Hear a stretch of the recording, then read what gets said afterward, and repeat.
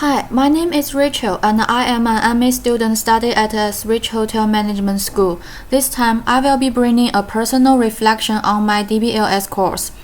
Here is my table of content. It depends on the 5 parts. The first is introduction, second is SWOT analysis, the third one is the PLVS, and the fourth one is conclusion. The final one is the references. Let's move on to the first part, the introduction. My goal is to explain my understanding of my own leadership skills, what I have learned, and what my vision is for the future. The analysis and the reflection that follows used by the StrengthsFinder, SWOT analysis, Goleman's 6 leadership styles, Everest simulation, and a few other concepts.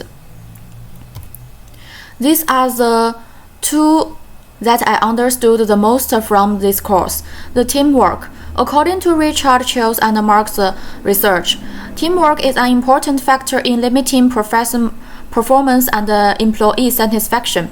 No matter how good one person is, there is no way to do many things alone. Often, I notice that I need to clearly perspective myself as part of a team and do things not only with myself in mind but also with the good of the whole. For example, during the MA semester when I was running a restaurant in Concept 1, everyone had to do their own job to make the restaurant run properly, and it was impossible for one person to do everyone's job. And the next important is the self-management. Abel argued that change in the labor market requires people to show more self-management than before in order to be successful. As Dunkworth's milkman Lambertson mentioned, people with greater self-control perform better in many other aspects of health, wealth, and the human perspective. Not only does it involve a sense of control over oneself, but it also makes getting along with this around you more plastic and easy. For example, one needs to recognize one's own area of responsibility when it comes to that one is doing and not just stealing things from others just because one can do it.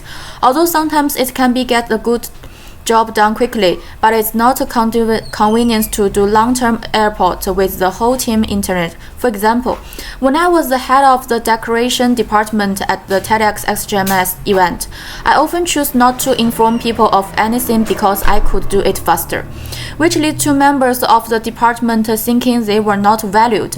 After that, I made changes and I let everyone have their own things to do, and the whole department was much more efficient and I had more energy to work on other things. The second part is the SWOT analysis. Let's move on to first of my own result from the StrengthsFinder. It can be seen my first 5 point of my personal leadership skills. It's the competition, maximizer, adaptability, input, and strategic. It's also suited for my SWOT analysis. It can be shown that I'm a very energetic in competitive relationship with the aim of success. And I'm a creative person. I'm willing to try new combinations and it's inquisitive. And also, my weakness is lack of caution in the style of action, which can lead to some mistakes. I can't focus on one thing so long time. For me, the opportunity is also because my international degree has provided me with more opportunity and the environment. The different portions and the internships can help me to development and learn different skills and enrich myself. Also, there's the stress. A large international students population and increased competition in the whole environment. Of course, the outcome of each attempt is unknown and there is a high risk of failure. For myself, I have a clear perception of my strengths and there are more opportunities around me and the environment is suitable for my development. But also sometimes I will avoiding things I'm not good at and not good at dealing with accepted situations. That's what I need to improve. The third part is about my PLVS. My vision is to be a challenging, creative leader and able to lead a team to success in a competitive environment and be recognized in my field. In the future, I hope to be able to use my abilities to not back down from challenges, to create different solutions and ideas when faced with new situations, and to unite the whole team, each with their strengths to achieve success together. From the Goldman 6 leadership skills, I wanted to be the visionary leader. For this goal, I need to enrich and strengthen my personal skills, try to different environment to increase my personal experience and learn from my predecessors. I need to overcome difficult rising to the oceans, overcome my short depart during my and building on my strengths. I care about my competitive values and my ability to create, because my personnel prefer an environment that is a new and full of possibilities environment. For example, the new technology AI department, or in the event and exhibition industry, or the hotel industry, always with the challenging. To improve my leadership skill and to reach my goal, I need to do it step by step. First, identify my strengths and weakness. I need to decide which skill to develop in a limited way and how to overcome my weakness. Second, build my strengths and avoid my weakness while trying out different environments when I choose the different industry. The different environment will require different skills and it can help me with the growth. The third is choosing the right environment for myself and choosing a team that was really suitable for me. I can't be perfect, but my weakness can be fixed by the team member. And when everyone in the team makes the most of their strengths and works well together, the end result will be totally close to perfect. And the final one, as me gain experience and skills, my leadership skills improve and advance, and I become a reliable visionary leader who can lead my team to higher and more ambitious goals, always learning and keep enrich myself. The final part is the conclusion. Although some people are born with leadership skills, but most people can also acquire them through later development. In fact, with later development and experience, the leadership skills in people change to a greater to lesser extent. Therefore, it can be seen that experience is very important, and that a person's experience is very often indicated of a kind of person he or she is.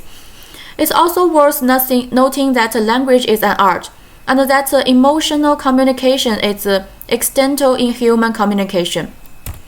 One of the most impressive activities I did in class was the Everest simulator, which made me understand more clearly and visually of the importance of teamwork and how important it is for everyone in a team to be as good as they can be. Rome was not built in a day, and Everest can't be climbed by just one person.